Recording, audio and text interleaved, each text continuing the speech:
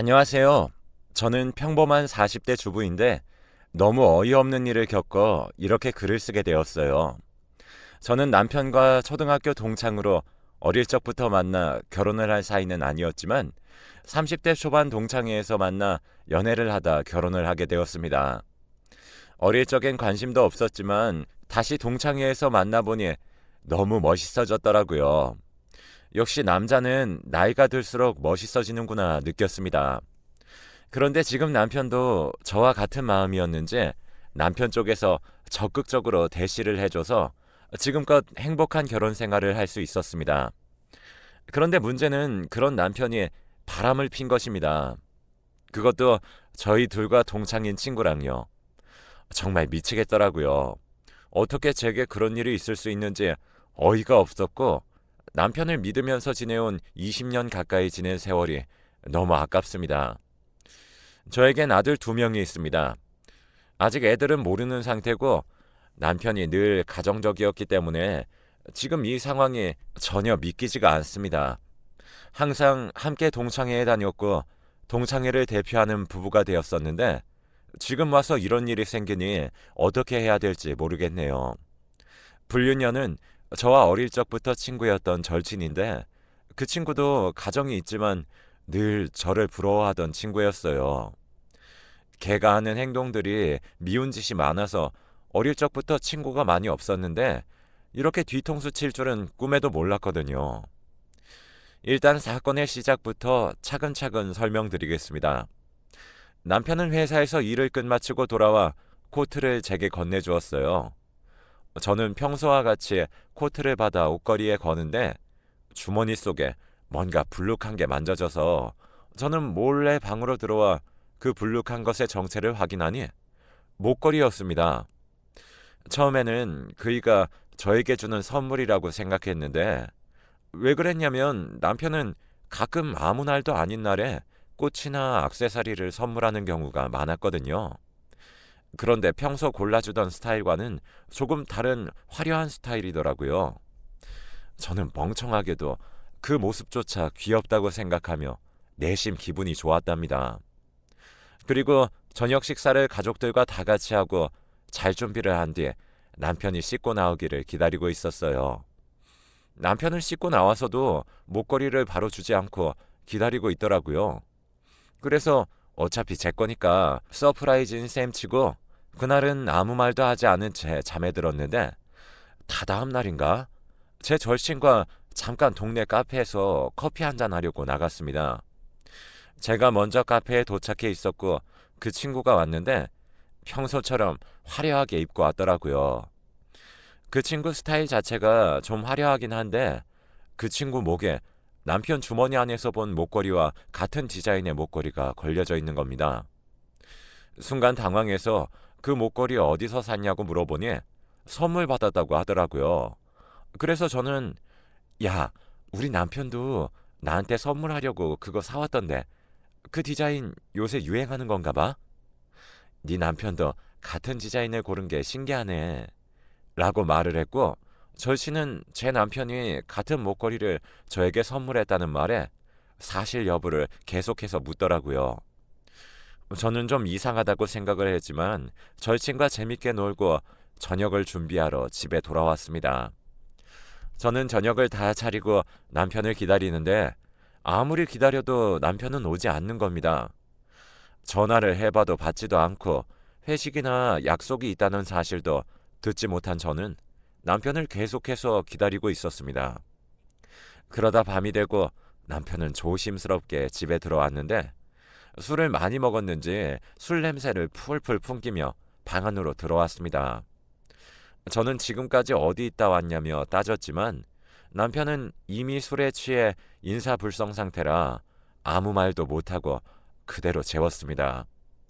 그리고 아침이 되고 남편에게 어제 일에 대해 묻자 급하게 회식이 생겨서 연락을 못했다고 했죠. 저는 단단히 화가 났고 남편은 어쩔 줄 몰라 하다 웃으며 이렇게 줄 생각은 아니었는데 여보 생각나서 하나 샀어 라며 목걸이를 전해주더라고요. 저는 선물을 지금 주는 남편이 미우면서도 귀여워 보였고 그 목걸이를 받아 목에 차봤습니다. 화려한 느낌과는 다르게 제게 정말 잘 어울리더라고요. 남편은 그렇게 제 화를 풀어주고는 일하러 갔습니다. 저는 그렇게 기분 좋게 집안일을 하는데 갑자기 남편이 목걸이를 준 포장 박스를 발견했고 뭔가 모르게 느낌이 쎄하더라고요. 그래서 그 박스를 보니 리본색이 달라져 있었습니다. 제 착각인가 생각이 들면서 목걸이의 브랜드를 인터넷에 쳐봤고 남편의 회사 주변에 있는 주얼리 샵인 걸 알게 되었죠. 평소라면 아무렇지 않게 지나가겠지만 그날따라 저의 직감이 그 주얼리 샵으로 가봐야 이 찝찝한 기분이 사라질 것 같아서 다음날 저는 점심시간쯤 그 주얼리 가게로 향했습니다. 저는 거기서 이상한 광경을 목격했어요. 제 절친과 남편이 그 주얼리 샵에 있는 모습을 봤거든요. 너무 충격적이어서 남편에게 전화를 걸었는데 저에게 전화를 오는 것을 보고서도 회의 중이라는 문자를 보내면서 전화를 받지 않는 겁니다. 저는 횡단보도 신호가 걸려서 금방 가게로 들어갈 수 있는 상황도 아니었어요. 처음에는 내 목걸이를 함께 골랐나? 라는 생각이 들었지만 이미 저에게 선물을 주었는데 둘이서 만나는 게 이해가 되지 않았고 친구에게 전화를 걸었더니 남편과 절친은 옥신각신하다가 친구가 제 전화를 받았습니다. 제가 어디냐고 물어보자 잠깐 밖에 나왔다고 하더라고요. 그래서 저는 거짓말하는 친구의 모습에 놀라서 그럼 이따가 얼굴 보자고 하고 동네 커피숍에서 보기로 했습니다. 저는 왜 그랬는지 모르겠지만 평소 절친과 저는 할 일이 없으면 이 시간대에 갑자기 전화해 자주 만나기도 해서 별다른 의심은 하지 않는 것 같았습니다. 그 길로 저는 두근거리는 마음을 진정시키며 동네 커피숍으로 방향을 틀었습니다. 그리고 평소와 같이 같은 자리에서 친구가 오기를 기다리고 있었습니다. 그리고 친구는 허둥지둥 오면서 오래 기다렸냐며 저에게 묻는데 목걸이가 다른 거예요. 정확히 말하자면 같은 회사의 목걸이인데 디자인이 바뀌어 있었습니다. 저는 친구에게 목걸이 선물 받은 건 어디 있냐고 물어보니 친구는 자기 스타일이 아닌 것 같아 디자인 변경을 했다고 하더라고요. 제가 예민한 건가 싶었어요.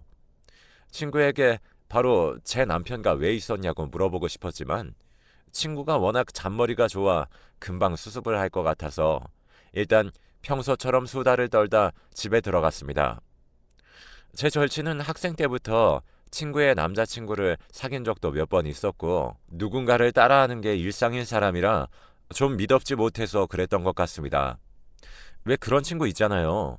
성격 문제로 사람들과 잘 어울리지 못하고 결국은 돌아 저같이 아무 지적도 하지 않는 친구에게 정착해 평생 친구인 것처럼 행동하는 사람이요.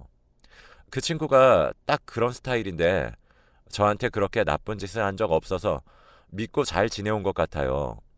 그래서 다음날 저는 혹시 몰라서 제 친구의 목걸이 디자인과 제 목걸이 디자인도 확인할 겸 다시 그 주얼리 샵에 찾아갔는데 카운터에서 포장 박스의 끈이 2개인 것을 발견했습니다. 하나는 제게 온 선물끈이었고 하나는 처음 코트 안에 있던 리본끈 색이었어요. 믿기 싫었지만 거의 확신했습니다. 심장이 두근거리다 못해 터질 것 같았고 저는 디자인도 제대로 확인 못한 채 그냥 주얼리 샵을 뛰쳐나왔어요. 친구는 몰라도 남편을 정말 믿고 있었거든요. 남자는 바람을 피면 자기 아내한테 더 잘한다는 말이 있다던데 저도 모르게 최근에 남편이 정말 저한테 잘했었거든요. 애들 학원 보내놓고 저는 우리 가족을 위해 생각을 많이 했습니다. 저와 남편의 둘만의 문제라면 그냥 갈라서면 그만이지만 아이들은 무슨 죄냐고요. 정말 화가 났고 더구나 심증만 있는 상태라 확실한 물증이 필요하기도 했죠. 그 뒤로 남편의 점심시간에 남편의 회사 건너편에서 남편을 지켜봤어요.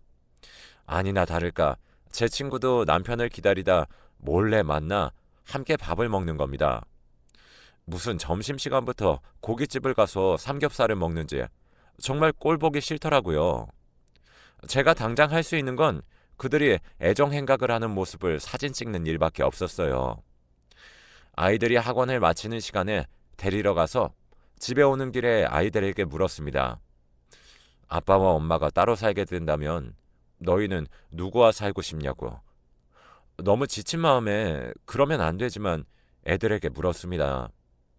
애들은 무슨 일 있냐고 되려 제게 물어보는데 저는 그냥 아무 일도 없다며 궁금해서 물어봤다고 장난으로 넘겼습니다. 정말 애들이 무슨 죄가 있겠습니까? 남편의 얼굴을 보는 것조차 싫었지만 모른 척했고 저는 그렇게 마음을 정리했습니다. 가정을 지켜야 하고 저도 여자이지만 그 전에 애들에게 엄마니까요.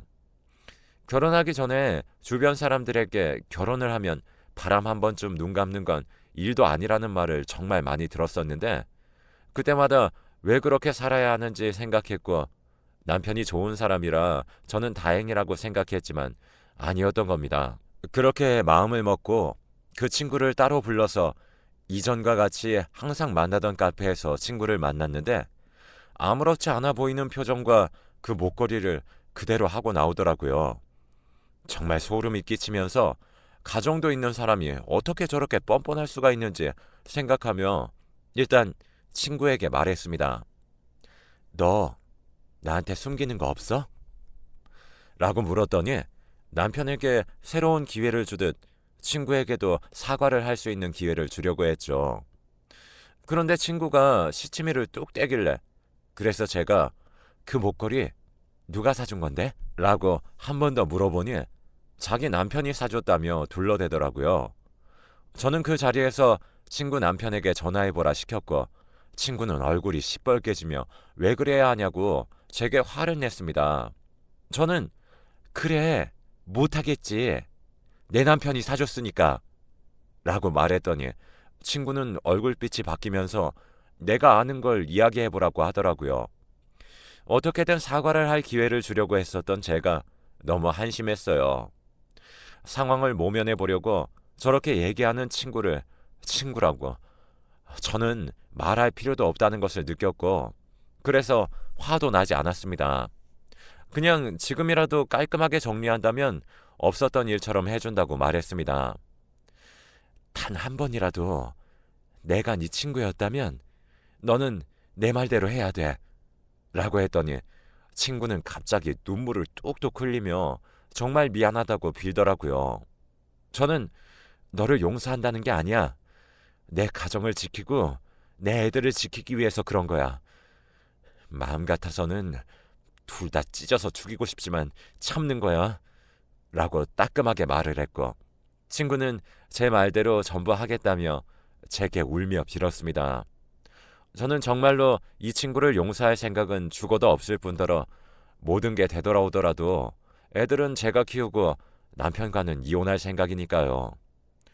친구에게 남편에게는 내가 안다는 사실을 모르게 하고 잘 정리해달라고 했습니다. 그리고 저는 여느 때와 같이 아이들과 남편을 위해 밥을 차렸는데 정말 분했지만 제가 한 결정이니까 어쩔 수 없었죠. 그런데 그날은 남편이 회식이 급하게 생겼다는 이유로 늦게 들어와 버렸지만 저는 이해했어요. 정리할 시간을 준다고 생각했습니다. 그리고 남편이 집에 들어올 때쯤 친구에게 잘 정리했다며 미안하다는 문자가 와 있었습니다. 정말 허탈하고 허무했어요. 사랑도 우정도 정말 노래 가사들처럼 전부 없어진 것이었죠. 남편은 아무렇지 않게 들어와 제게 평소와 다름없이 대했어요.